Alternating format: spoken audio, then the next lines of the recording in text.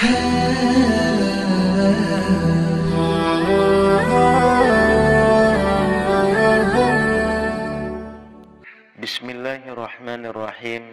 Assalamualaikum warahmatullahi wabarakatuh. Allahumma sholli ala sayyidina Muhammad wa ala ali sayyidina Muhammad. Sahabat beriman yang dirahmati Allah, ada sebuah maksiat yang banyak dilakukan oleh manusia, yang kebanyakan mereka tidak menyadari perbuatan ini dapat meruntuhkan semua ibadahnya, dapat tertolak semua ibadahnya kepada Allah Subhanahu wa ta'ala. Walaupun dia seorang ahli ibadah sekalipun, ahli zikir, ahli puasa, ahli tahajud, akan tetapi kalau dia melakukan perbuatan ini, ibadahnya tidak diterima oleh Allah Subhanahu wa ta'ala. Bahkan dia selalu di dalam murkanya Allah dan murkanya Rasulullah. Sebagaimana yang terdapat dalam kitab Al-Jauharul Mauhub wa Mumbahjatul Qulub, karya Allamah Syekh Ali bin Abdurrahman Al-Kalantani rahimahullah, pada halaman 157. Di masa kenabian Nabi Muhammad SAW, dulu ada seorang laki bernama Alqamah. Dia seorang yang rajin dalam masalah ibadah sholat, puasa dan sedekah. Namun suatu waktu dia jatuh sakit yang teramat parah, tepatnya dalam keadaan syakaratul maut. Namun entah kenapa Alqamah yang taat itu kesulitan untuk melafalkan kalimat La ilaha illallah. Hingga sang istri meminta tolong pada seseorang untuk menemui Rasulullah, untuk menyampaikan pesan tentang keadaan suaminya pada Rasulullah SAW. Nabi pun mengutus Bilal, Ali, Salman, dan Ammar radhiyallahu anhu untuk datang ke rumah Alqamah. Di sana mereka menyaksikan betapa Alqamah dalam keadaan yang memprihatinkan. Mereka bertanya-tanya, bagaimana mungkin seorang yang taat pada Allah dan Rasulnya itu kesulitan dalam melafalkan kalimat La ilaha illallah. Lidah Alqamah seperti terkunci ketika akan melafalkan kalimat itu. Merasa khawatir, mereka kini mengutus Bilal untuk menyampaikan apa yang mereka saksikan kepada Rasulullah. Rasulullah pun bertanya, apakah Alqamah masih memiliki ayah dan ibu? Ayahnya sudah meninggal, tapi dia masih memiliki seorang ibu yang sudah renta.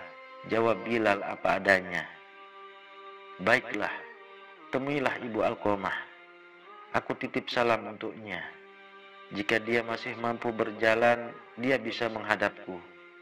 Jika tidak bisa, maka aku yang akan ke sana. Rasulullah menitahkan itu pada Bilal. Sebagaimana yang dikatakan Rasulullah, Bilal menyampaikan itu pada ibu Alqamah tanpa menambah dan mengurangi.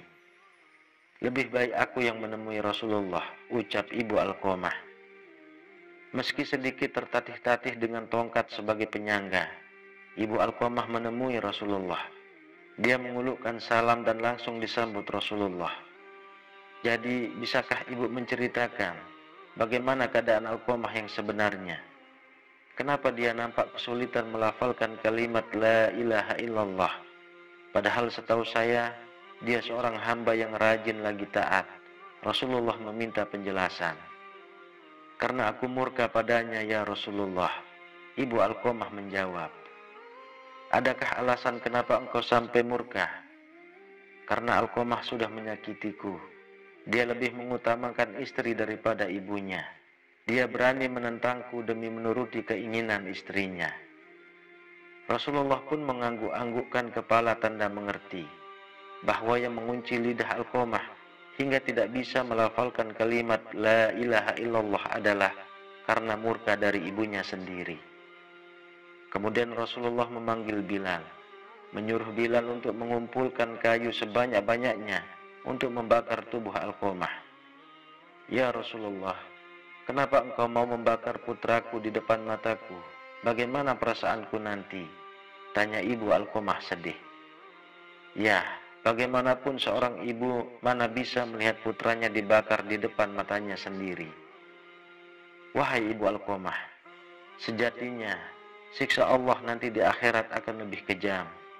Segala amal yang dilakukannya selama ini tidak dapat diterima oleh Allah karena terhalang akan siksamu. Kebajikan yang dilakukan jadi tidak berguna dan tak bisa membantu selamat dari api neraka. Rasulullah menjelaskan, jika engkau ingin putramu selamat dari api neraka, engkau harus merelakan apa yang telah Alqamah lakukan. Baiklah Rasulullah, aku akan memaafkan putraku. Aku sungguh tak sanggup mengetahui jika anakku akan masuk neraka karena diriku. Ibu Alqamah berucap sungguh-sungguh. Rasulullah lalu memerintahkan Bilal untuk mengecek keadaan Alqamah, memastikan apakah Alqamah sudah bisa melafalkan kalimat La ilaha illallah atau belum. Karena jika sang ibu mengatakan semua itu hanya karena malu, bukan dari hati, maka apapun bisa terjadi.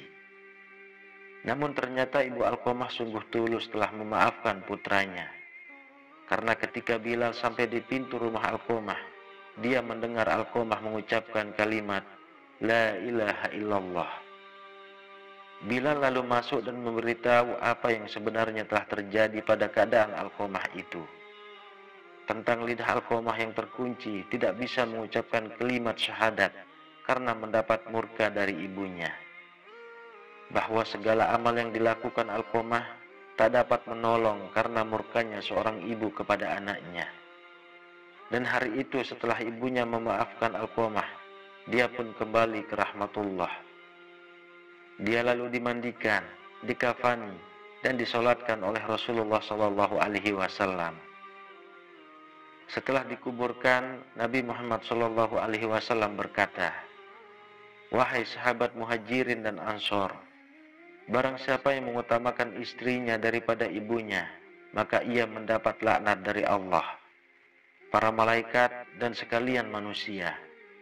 Allah tidak akan menerima amalnya sedikit pun, kecuali kalau dia mau bertaubat dan berbuat baik pada ibunya, serta meminta ridhonya. Karena ridho Allah tergantung pada ridhonya, dan kemarahan Allah tergantung pada kemarahannya. Sahabat beriman yang dirahmati Allah, inilah dosa yang sangat besar yang dapat tertolak semua ibadah-ibadah yang lain, yaitu tidak mendapatkan keridhaan dari kedua orang tua, durhaka kepada ibu dan durhaka kepada ayah. Pada akhirnya, kita hanya bisa memohon kepada Allah Subhanahu wa Ta'ala. Semoga Allah menyelamatkan kita semua, menyelamatkan orang-orang yang kita cintai dari termasuk ke dalam orang yang durhaka kepada orang tua. Amin ya rabbal alamin. Wallahu a'lam bishawab. Demikian yang bisa saya bagikan. Semoga bermanfaat untuk kita semua. Assalamualaikum warahmatullahi wabarakatuh.